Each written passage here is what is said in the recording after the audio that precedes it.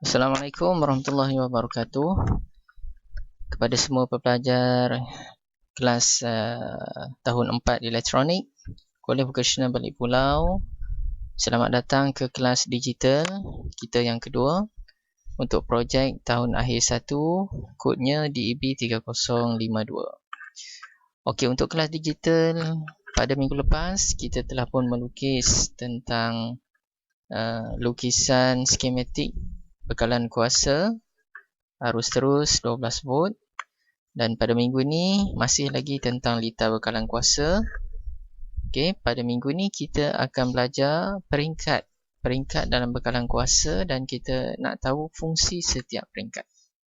Okey, masih lagi tajuk bekalan kuasa. Okey, kita terus. Litar bekalan kuasa 12 volt. Okey, ini adalah litar skematik yang telah awak semua lukis pada minggu lepas. Okey, litar skematik ini adalah litar skematik bekalan kuasa 12 volt.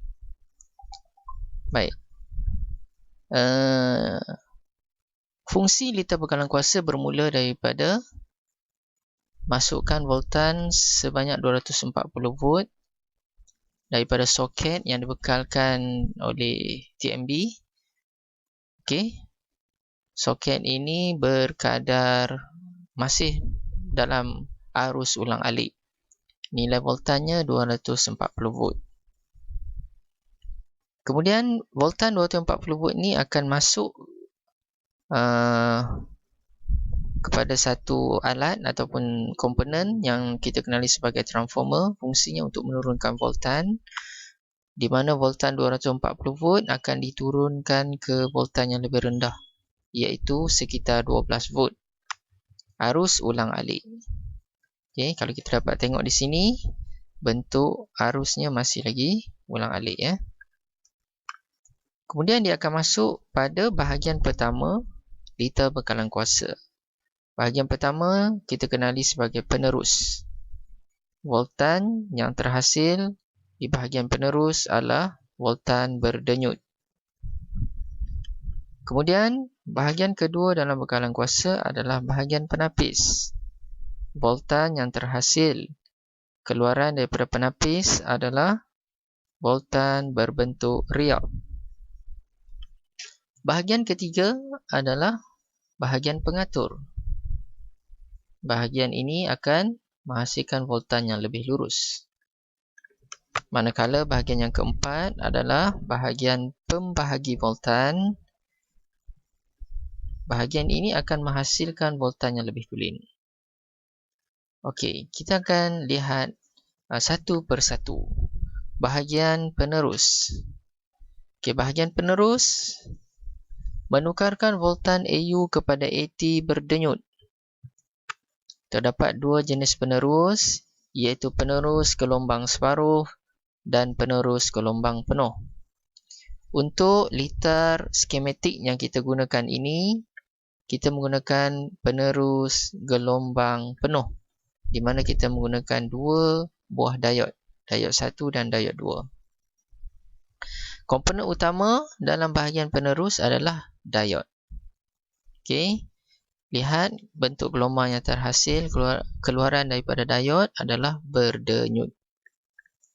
Dan ini adalah gambar komponen diod.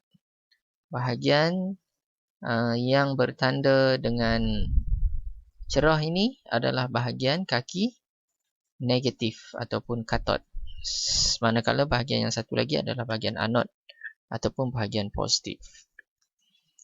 Baik, bahagian yang kedua dalam litar bekalan kuasa kita kenali sebagai penapis ataupun filter. Bagi menghasilkan gelombang arus terus yang lebih baik, arus terus tulen akan terhasil walau bagaimanapun arus tersebut belum stabil. Untuk litar ini, komponen utama dalam penerus adalah pemuat ataupun kapasitor. Okey, berikut adalah gambar komponen kapasitor. Okey, so dalam litar bekalan kuasa yang akan awak semua hasilkan nanti, komponen utama dalam penapis yang kita gunakan adalah kapasitor.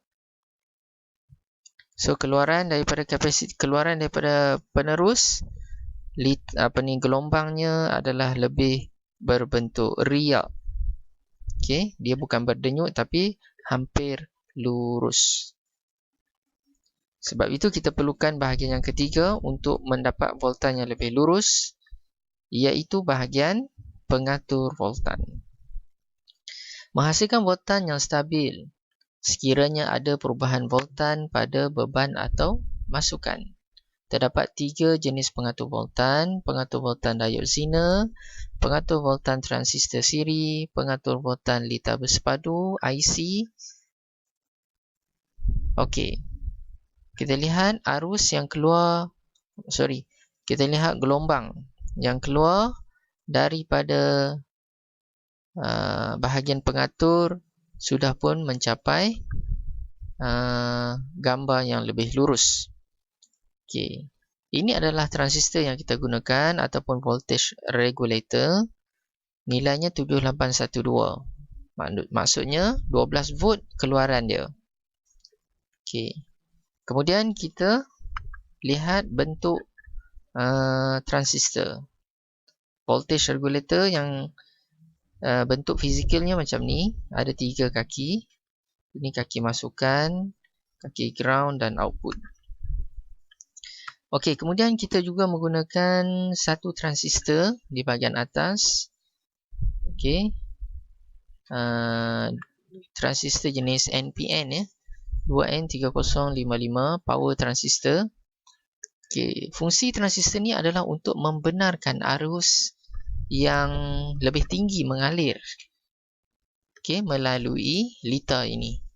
Jadi transistor ni berfungsi untuk membawa kira-kira lebih kurang 3 ampere arus yang dapat dialirkan melalui litar bekalan kuasa ini. Okey, bahagian yang keempat adalah bahagian pembahagi voltan. Bahagian terakhir dalam sebuah bekalan kuasa. Menghadkan arus voltan untuk bahagian-bahagian tertentu pada keluaran. Komponen utama adalah perintang. Jadi kita tengok voltan yang terhasil, gelombangnya adalah berbentuk arus terus yang lebih tulen. Dan ini adalah bentuk perintang. Okey, kita dah sampai ke bahagian kesimpulan. Terdapat 4 bahagian utama dalam litar bekalan kuasa, iaitu bahagian penerus, penapis, pengatur voltan dan pembahagi voltan. Sekian pembelajaran kita untuk kelas digital kali ini. InsyaAllah kita akan bertemu lagi di masa yang akan datang. Sekian, terima kasih. Wassalamualaikum warahmatullahi wabarakatuh.